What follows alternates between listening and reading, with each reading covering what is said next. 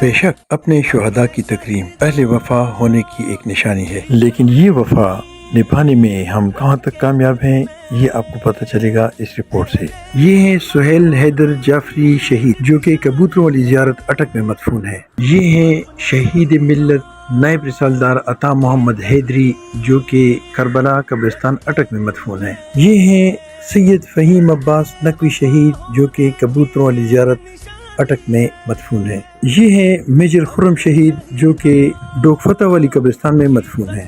یہ ہیں سپاہی فیصل رحمان شہید جو کہ بوٹا گاؤں اٹک کے قبرستان میں مدفون ہے۔ یہ ہیں سہیل اختر شہید اور اس کے ساتھ ہیں خالد احمد شہید، یہ ریلوے پھاٹک والے پرانے قبرستان میں مدفون ہے، لیکن مجھے نہیں لگتا کہ ان کی قبروں پر کوئی گیا ہو۔ یاد رکھیں کہ جو لوگ اپنے آباء اور اپنی شہداء کو بھول جاتے ہیں وہ اپنی تاریخ کھو بیٹھتے ہیں، اور بس یہی ہے وہ تکریم جو ہم اپنی شہداء کی کرتے ہیں۔